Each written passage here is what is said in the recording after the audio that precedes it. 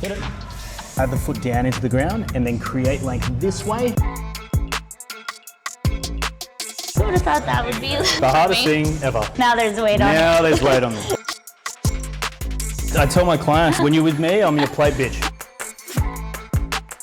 I feel like I'm standing like a Shrek or something. Fiona! I don't know if I've admitted this on camera yet, but like... Hey everybody, welcome back to my channel. I'm so excited for today's video. I have Coach Patty Roach. Hey Tim.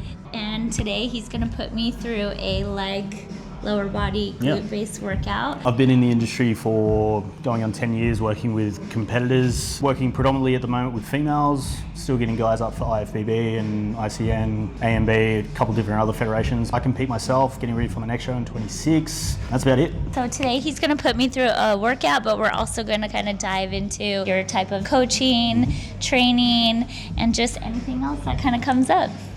So let's get to it. So what we're finding with the lower glute is like in the bottom of a squat movement, essentially it's like when you get to that real bottom range, provided we've got like the mobility through the ankles, the knees, the hips that we need, it's at that really end position of the squat that lower glute, that tie-in has the opportunity to fire really well. What I kind of preach and teach to my clients is like a very clear change of direction from the bottom. So really building up a heap of mechanical tension and then driving up through the heels, just to get that like first initiation to kind of come from that lower glute. And then you'll start to kind of use your quads and your glutes comparatively and in conjunction with each other to kind of get to that top position. Okay, can you just go through like a normal squat that you would for me?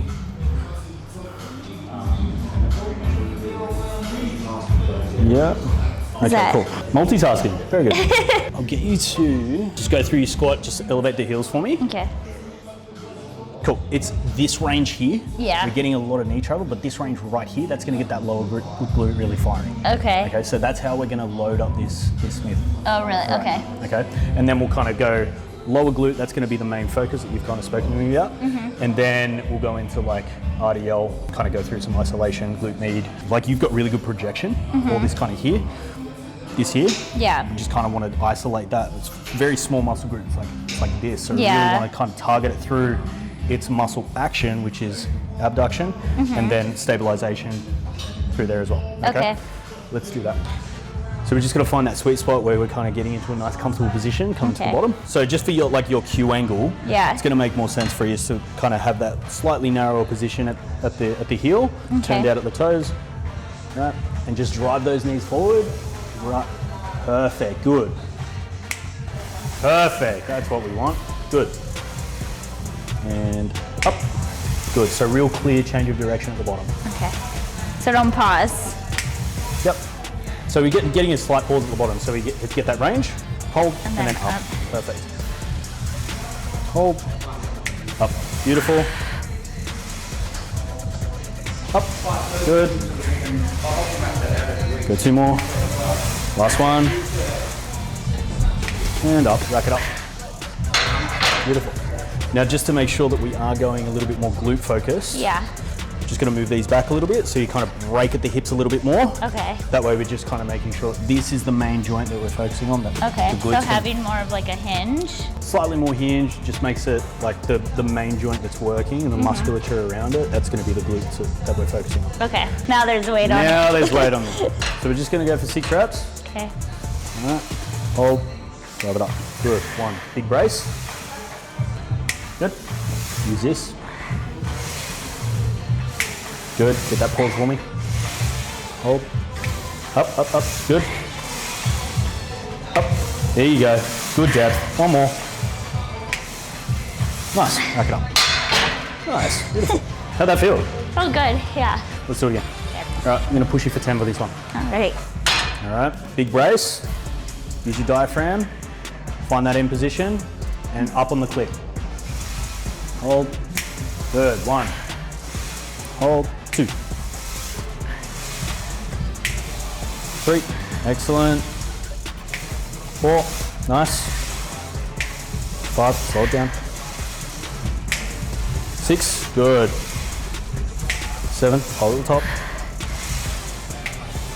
8, good. 9, well done. 10, beautiful. Beautiful. You're like, just get me out of it. I don't want to squat. Just take care with your reps. So we don't want to rush them. Okay. Obviously it is hard. Yeah. But that's obviously kind of where you're digging in. Those are the reps that count. Yeah. The big teaching that I give to my clients is like, when you're going through your reps, don't focus on the end number. Just think one perfect rep and then replicate that for however many reps are required. Yeah. That first rep, it's going to be almost exemplary. Yeah. So When take you're- your time. Hit it. Good girl. 1. Yep. 2. Good. Yep. 3. Drive through heels. Go. 4. Breathe. Up. 5. Come on. 6. 4.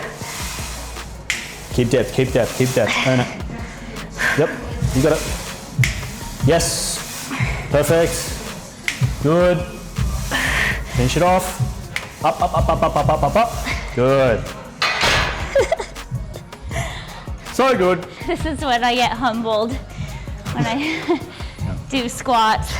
Okay, so really quick, I wanted to ask, you've been doing this 10 years. Working in bodybuilding is like the only kind of, I guess, exposure I've had to health and fitness. I haven't really done anything else. But I did my first string of shows when I was 15, competed with WNBF in like a schoolboys category. And then from there, it was like every 2 to 3 years, I'd compete again. So up until this point now, I've done 7 shows. Wow. Last 2 shows were with IFBB. They were kind of like my big eye opener into like some of the poorer practices in bodybuilding, which I guess I'm kind of on the mission now to be like, look, although it's not technically a quote unquote healthy sport, there is a way to kind of make sure that health can still exist when the show's done. Yeah. I attribute a lot of the success that I've had with my clients to like just my ability to empathize with what they're about to go through. Like the direction you're going, like on the long run, people are going to have greater success with that. Yeah. More than someone who's just like, do whatever you need to do to reach the goal, and then those people aren't going to have the same like longevity. Yeah. So we've got that fully lengthened range lower glute, right? And now we're going to go through kind of that lengthened range, more projection around the glute max. Okay. Right? And that's obviously where these RDLs really kind of show their power, because you're able to create so much length and stretch in the glute. The pre-workout definitely didn't hit me. No, how rude. See, this is why I need someone in person. I tell my clients, it's like, when you're with me, I'm your plate bitch. Yeah, like, I never get this.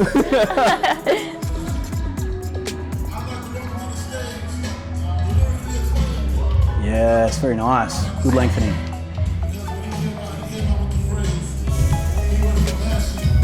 Good. Keep those dumbbells nice and close. Lats on. Good. Yeah, really good. Go.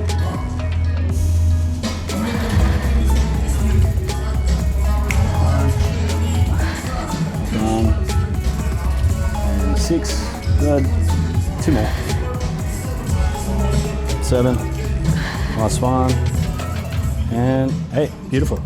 I like the amount of range that you've got there. There's a lot of coaches that'll be like, no, just half shin. That's as far as you need to go. Yeah. Kind of argue the points. Like, if you've got access to range, use it. In my experience, I've never really had any lower back issues, but I feel like so many people that I've trained and stuff that always feel in their lower back, they're like so afraid to go low, and then it's interesting that they're the ones with the lower back problems. Well, I mean, as cliche as it is, it's like, it's got truth to it. It's like, if you don't use it, you lose it. Yeah. Is there any other feedback you would say with my RDLs? If anything, it's just like, it's probably like a bit of lat engagement. So when we're here and we're kind of coming down, if they start to travel away from you, then that's when we're going to start to not get axial loading, but just loading through these erectors. From like a stability perspective, it's like the lats and the glutes are connected by the thoracolumbar fascia. The reason this gets all pumped up is because it's tissue that's not designed to contract. It's there to connect the two so that these two can stabilize the lumbar spine. When you put this tissue in a position where it has to contract, it's being forced to do a job it's not familiar with. That's why it gets so pumped up. Right? And there's just so much blood getting pushed into there because it's getting demanded to do a job it's not familiar with. If I was to just get your hands this way, right? And then just say push down on my hands, right? That movement in itself, right? And then we do that here as well, pull back. Yep, pulling my hands, go, go, go. Push them back, push them back, push them back. Yep, yep, yep. That in itself is gonna get the lats firing. Yeah? Yeah, I see that. Exactly, and then we've got the two forces, stabilizing that lower back. Yeah. And we're just creating more stability. Yeah. And a more stable structure is a stronger structure. Yeah. And the more stable we can create the environment that we're working in, the Yeah. more stimulus we can push into the targeted muscle. Yeah. My last show was right before I came to Australia, so 3 months ago. Okay. PCA announced they're going to start to do a natural show in August. Yep. I don't know if I've admitted this on camera yet, but like, yeah, I've struggled a bit, like off season with seeing myself gain weight. Sure. So I'm 5 kilos heavier, but for a long time I stayed at only like 1 kilo heavier. Yeah. Like people thought I was still about to go on stage. Yeah. The struggle I've had the most challenge with is like how I see myself in the mirror. I don't see what other people see. Yeah. And so like I'll put myself down and then other people are like, you're crazy. And I've never had that my whole life. It's probably one of the things that people don't talk about enough in Yeah. bodybuilding is like, here are some of the mental struggles you're gonna go through during Yeah. the build and during the cut. You've got to remember the concept of the sport is bodybuilding. If you were to stay lean, Yeah. obviously keeping that position of that pro card, and obviously the next step is like winning a championship. Yeah. Right? Your bottleneck has gone like this. Yeah, Right? yeah. I guess for yourself is like your body in maintenance and how I guess it looks, but more importantly how it performs. So you're probably lifting heavier. Yeah. You're able to perform. You're able to go further. You're doing more volume. Yeah. You're able to Yeah. grow more. That's going to secure your position in the sport as Yeah. a successful athlete, not the physique that you got on stage with and won that last show. Yeah. Okay, so basically hips are here. It's going to be the main focus of the joint movement. So Okay. this is the pivot point. There's two benefits to this, especially Okay. for like the female trainers, Okay. because they're going through so much kind of axial loading. They're doing a lot of squatting. Yeah. They're doing a lot of hinging at the hip. We do get some compression of the spine. Yeah. What this does is decompress the lumbar, Okay. but also gives you the opportunity to get that deep contraction at the top, like Okay. really build that shelf. Right, stand on there. And you're gonna get in there. Beautiful. Now, scoot up. Yep, yep, yep. As graceful as possible. Beautiful. That you did that excellently. All right, now, grip it like it owes you money. Okay. All right. Just gonna organize this, put that there. Beautiful. Now let that come down. Okay. Now you're just gonna drive this up. Nice long legs for me. Oh my God. Beautiful. Good. And go again. Nice and hard. Good. We're looking for that deep contraction here. All right. I'm gonna reset your position. It takes a little bit of learning. I'm gonna just take the weight off for you. Scoot up. Beautiful. All right. Hold that position. Beautiful. Nice long legs. Drive it up. Yep. Perfect. Harder. There you go. 2. And harder. 3. Good. Now look for height. Go. There we go. 3. Perfect. And again. 4. Beautiful. Go.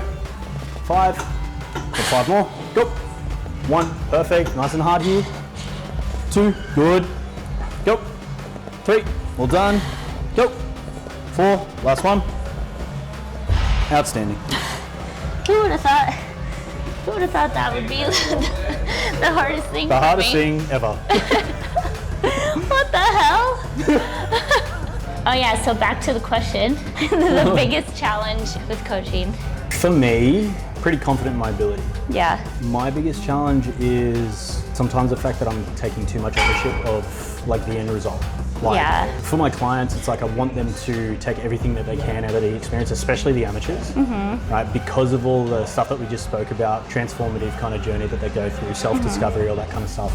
I encourage my clients to keep a journal as well. Yeah. Especially if they're going to be doing another show after, Yeah. so that they can kind of know what they've gone Compare, through, and it's yeah. almost an opportunity for them to look into the future, because it's kind of like, all right, sweet, I'm 8 weeks out. Yeah. What should I expect to happen? I'm going to look through Yeah. my last journey. They can kind of go through comparison and be like, you know what, this one's not as bad as it Yeah. was, or this one's worse, or this Yeah. one I'm putting more in. One of the best experience, and you know this, you came out, you got first, and you got a pro card. Yeah. It's probably the best experience you can have for your first Yeah. show. Yeah. I attach myself to that for my Yeah. clients. So when I'm doing the math work and when I'm kind of putting together programs and stuff like that, it's like that for me is my focus. Yeah. Well, I feel like that has to be so hard to find that balance as a coach, because yeah, of course, that's not only going to improve your business, but like like that's what you want for them too. Yeah. The most amount of pressure that I feel is just making sure that the individual that's in front of me feels as backed and supported as they need to be be successful. From experience, it's like when you have those things, you're almost unstoppable. So I try to position myself as like, I'm your cheerleader, I'm your biggest fan, and I'm your biggest supporter. Yeah. And I try to get them to leverage me as much as possible. This has to be the funniest thing ever, seeing me get on this thing. Perfect, that's your position. Right, hold that steady, drive it up, perfect, let it swing down, drive up hard. 2, a little more height, go. 3, that's it. That's the ticket. Perfect. 5, keep it going. Perfect. 6, squeeze to the top, that's it. 7, beautiful. Up, 8, go. 9, yes. 10, 2 more, go. 11, last one. 12, beautiful. Wow. Interestingly enough, I feel like that's a really good movement for you. I know. Just need some memory. Just your foot. You're like, I'm not sitting down, mate. I had a client do that, I was like, get off. That is so funny. Okay. All right. So basically from here, like I said, the glute med, if we really look at it, it's like this big. Okay. Right? When we're training muscle action, what we're doing is basically looking at the insertion point, the origin and insertion, and then just going, I just want to move that from point A to point B and then back again. Okay. Right? So the way that I kind of teach this is like if I was to tie a piece of string here, let that hang this way, and then tie a piece of string here, and then pull that up. If I'm to pull on both of those points, right, you're going to contract the top abs, right? So imagine like crunch down, yep, and then crunch up this way. No. This way. So you're going this way. Oh, I see. Yep. Like that. So proprioceptively, the way that I'll kind of teach this to clients is like do a plank, and that's a stacked rib cage. Yeah. Okay. So at the moment we've got like locked knees, right? So go into that, like we're just going to do this, get that a little bit more, a little bit. Yeah, perfect. And then this, perfect. Okay. Right? How natural do you feel right now? You're like, not not at all. I feel like I'm sounding like a Shrek or something. Fiona! So, come over this way. We're just going to line you up this way. The distance from the apparatus is going to be here. Okay. Right, so just nice stretched out arm. Yeah. And we're looking for length, and essentially we're just going to burn them out. Okay. I'm going to take this one, put that here. Right. Now, nice long arm. Okay. Find that start position for leg. That's your leg. Anatomy. This side's going to get stimulation because it's stabilizing you on this side. Yeah. So the glute med is a stabilizer, a lateral stabilizer of the hip, but here we're just going to be working through its action. Okay. Right. So what you're going to do, nice long leg. So we're going to create intent, create length, and then we're just going to come out that way. Beautiful. And we're looking for this. Okay. Right. So I'm just going to go back and forth. 4. Yep. Perfect. 7. All done. 8. Keep going. 9. Stack. There. Hold that. Go. 10. Keep going. You got 10 more. What? 1. Yep. Go. 2. Keep going. Go. 3. Hold on. 4. Look for height. 5. Good.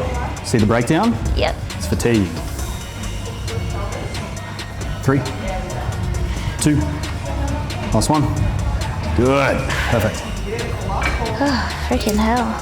Now, the way that you know that you're working your glute med well is quite literally test it after you've trained both sides. Yeah. It should be somewhat kind of difficult to kind of hold a steady upright position. And should I be like kind of leaning like against this? I push. Yeah.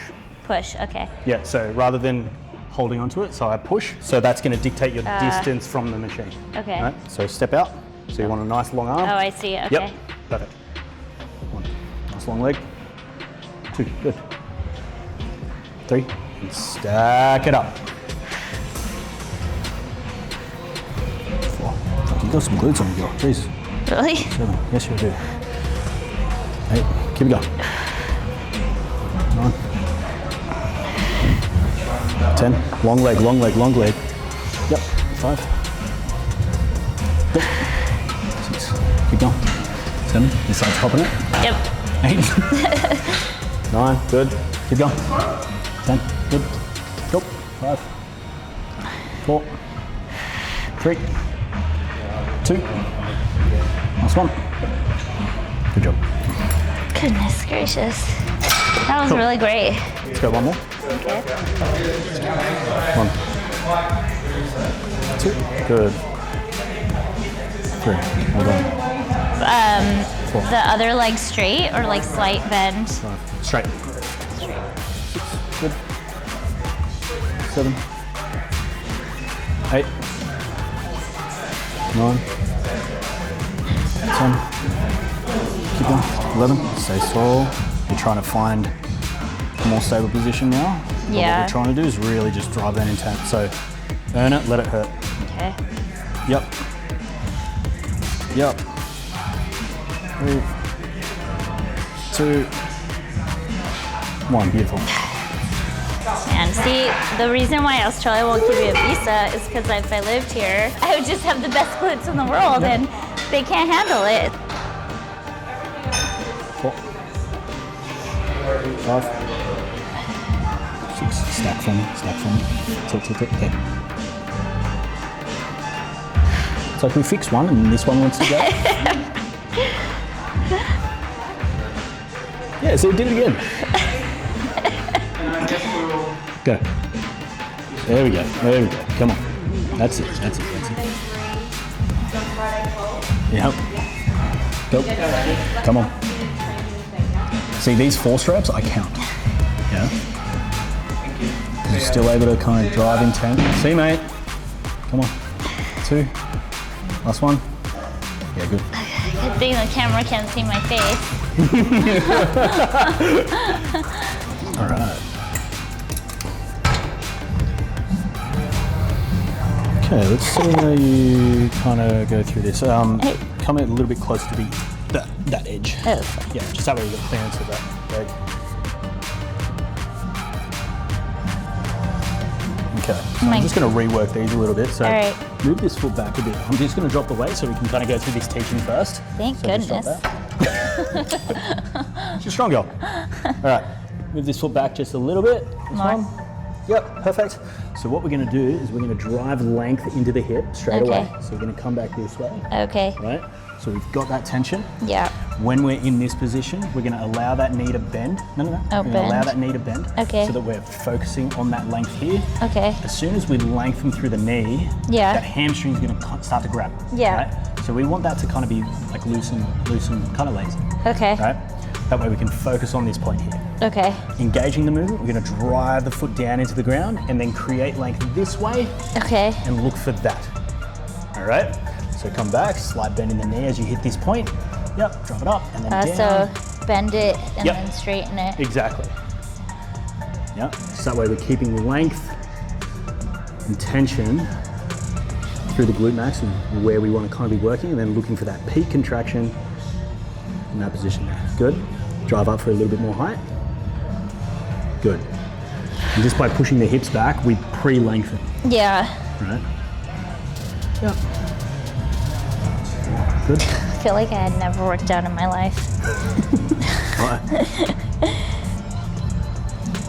6, 7,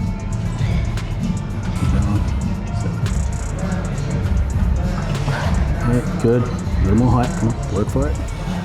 That's it. Get that extension. 2. Go.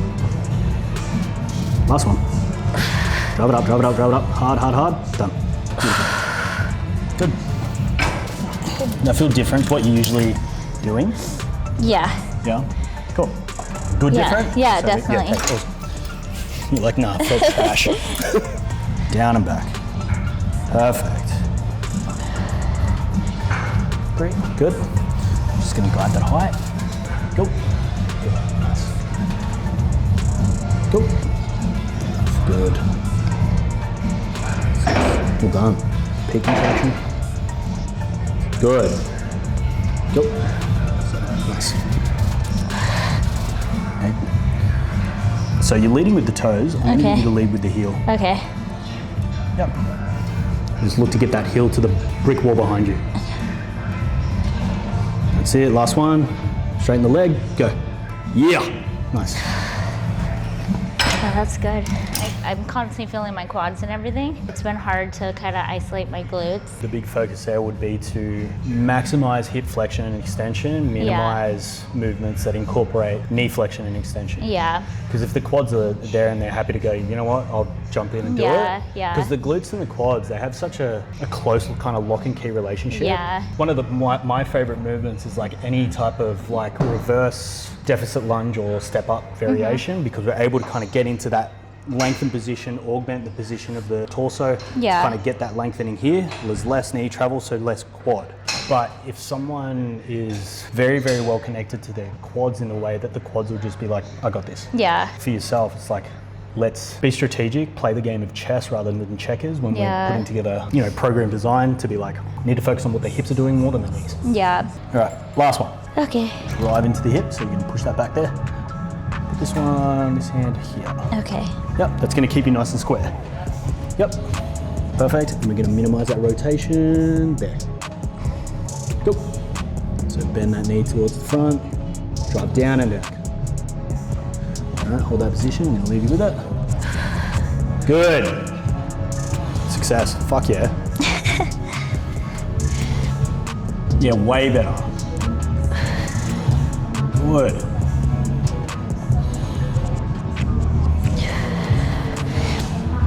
Very nice.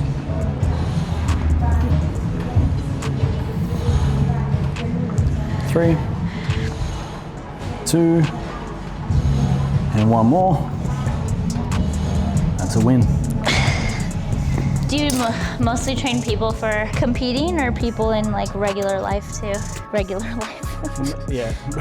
Normal people? Normal people? Yeah, normies.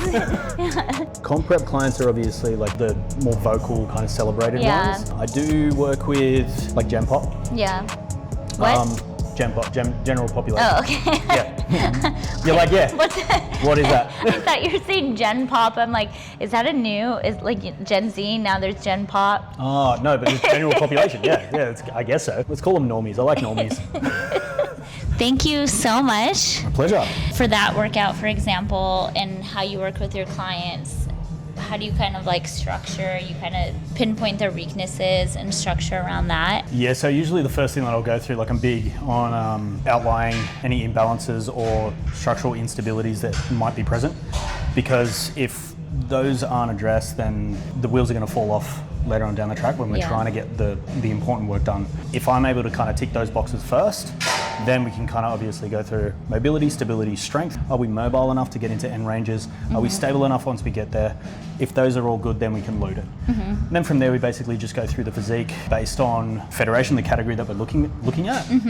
Then from there, we just look at like what's lacking, what are the requirements of the category in the federation, and then we just kind of build based on those things. It's very hyper specific to each individual. Everyone's gonna have their different needs and they're gonna have their different complications. That's how I kind of steer the program design. Yeah, and where can people find you? What do you have coming up? We've got shows for Elite looking into June, July. We're doing New Zealand, one's going to Thailand, one's thinking about going to Vegas. We've got like a massive amount of shows happening. And then from there, the one place that people can find me is literally Instagram. Like I said, one thought at a time. It's just come find me there and we can chat. But you didn't say your Instagram. My Instagram is Coach_Patty_Roach. Thank you so much. That was such a great workout. My pleasure. I truly loved it, and I love the knowledge you have, obviously, but also just like how passionate you are and how much you really care about people and clients from like an inside-out perspective, which I feel like we need more people like you in this industry. And yeah, I'm really appreciative. Is there anything else you want to share? One thing I would say is like, shop around for coaches. Don't jump into the first coach that you find. Shop around. Obviously, you're paying them to do a job. You want to make sure that you vibe with your coach really well. If you come looking for me, I'll even tell you that I may not be the right coach for you, and I'll forward you along to other people. Do your homework, shop into your coaches, and then just pull the trigger. If it's something you've been thinking about doing, just do it. Amazing. Thank you so much. Thanks so much.